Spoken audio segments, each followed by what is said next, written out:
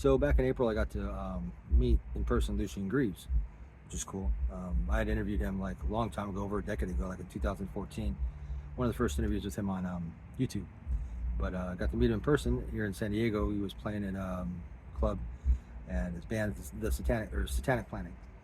Um, yeah, it's cool. He's a very down to earth guy, very cool, well spoken, friendly. Pretty much what you see like in his interviews is pretty much how he comes across in person. I know he's gotten a lot of criticism in the past by especially some other Satanists too, as being kind of like not necessarily a charlatan, but kind of like a headline grabber, or whatever, various criticisms.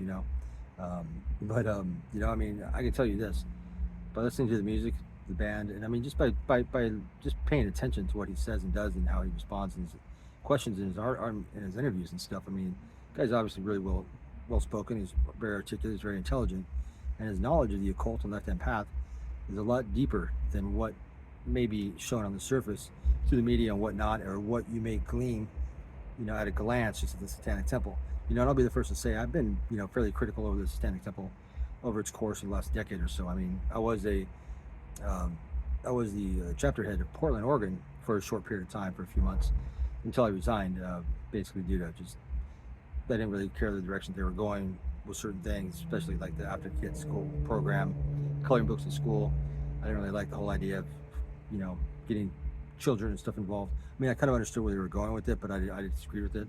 But also because I had a falling out with one of the admin there at the time. I also didn't really see, at first, I didn't really care to see how they oversaturated Satanism with woke and LGBT and leftist stuff. I mean, I kind of get some of it, and it's not that I'm against leftist or LGBT or even woke stuff specifically, but it was overly saturated within Satanism, and it kind of made the whole Satanism kind of thing look silly, I thought. And it kind of made a false representation of what Satanism really was about, to a certain degree, on a certain level. But that's beside the point. So I've been fairly critical of the Satanic Temple and some of their practices, but Lucien Greaves, I've always had a lot of respect for it. I mean, I always thought he was, if you watch his interviews and stuff, I mean, especially with his news reporters and stuff, I mean, he's on it, man. This guy's knowledge of left-hand path and Satanism go far deeper than the Satanic Temple. I mean, this guy's been involved in Satanism long before the Satanic Temple, and it's obvious. Listen to his music, the Satanic Planet. I mean, it's kind of like, I don't know how to describe the music. It's kind of like noise, but it's more ritualistic. It's like it's kind of a ritual in itself. Yeah, obviously, and if you listen to what he's doing in the music and the lyrics, if you really sit down and listen to it, the guy knows what he's saying, and he's definitely well versed in greater magic, for sure, and lesser magic for that matter. But yeah, so I mean, he was a really cool guy, man. I've always had a lot of respect for the dude.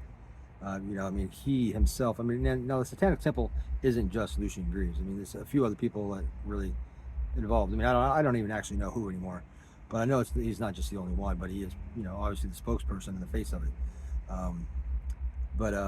Shit, what was I gonna say? I was going somewhere with that, but I forgot.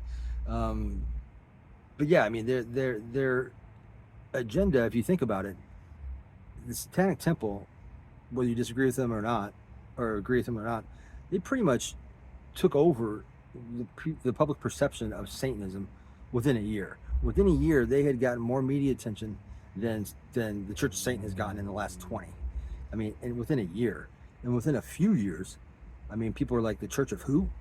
Like, when you say Satanism, they automatically, the majority of the public thinks it's the Satanic Temple, not the Church of Satan. Unless you're really old and have been alive, and kicking and interested in Satanism before the Satanic Temple, then maybe, but overall, the public thinks of Satanism, they think of the Satanic Temple, which is kind of, I mean, I'm not really, I think that's kind of shitty, just because the Satanic Temple kind of fruity in a lot of ways, but like them or not, disagree with them or not, that's the case. So for one person or an organization to come forward and basically wipe the Church of Satan out of the public's eye, or I mean, the Church of Satan was kind of almost irrelevant anyway at this point in their term organization, but that kind of just like swept them off the fucking table. They really did. And I mean, so in some ways that's good, in some ways it's not. But not that I'm anti-Church of Satan necessarily. It's just they ran their course, I think. But either way, that's a pretty impressive thing to do, to be able to just come forward and push Church of Satan off the table, even if they were already teetering on the edge, that's pretty impressive.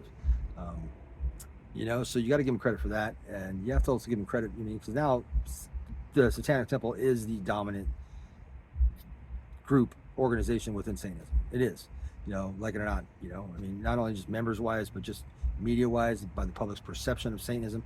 And whether you disagree with them or not, or like them or not, they've drawn more attention to Satanism, right, and interest in Satanism than practically anybody in the last decade or 2 decades, even, with the exception of maybe like a band like Ghost, who's drawn massive amounts of attention. You know, they sell millions, tens of millions of albums, right?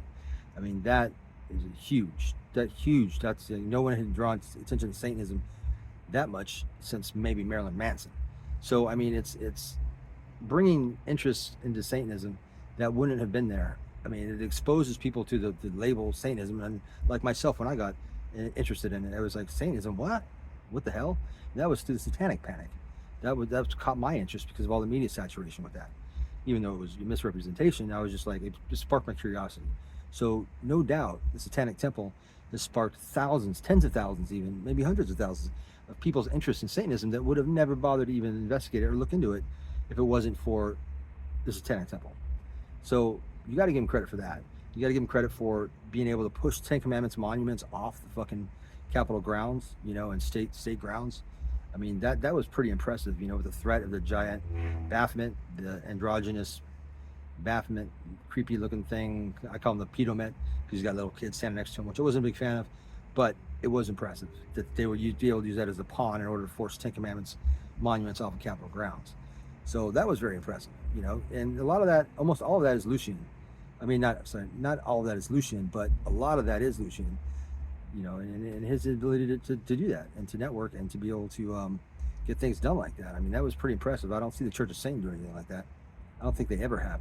Now, Church of Satan isn't really political, but there's nothing, it certainly is satanic to be able to, you know, uphold the First Amendment and separation of church and state and stuff like that. And so, you know, that type of stuff I was really down.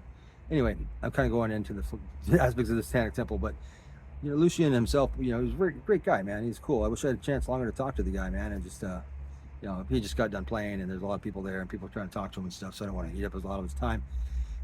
But yeah, man, mad props to him, and congratulations. I mean, I did congratulate him on his success with the Satanic Temple. I think he might have thought that I was being kind of sarcastic. Not sure, but I wasn't. I was really being sincere. You know, and yeah, you know, that guy is a lot more than meets the eye, pun intended. But yes, he is definitely astute occultist as well, and yeah, he goes a lot. It's a lot deeper than it looks. So I'm sure that the Satanic Temple, same can be said for the Satanic Temple. I probably didn't give it as much of a chance as I could have, or maybe I just didn't see as deep into it as I could. But either way, there you go.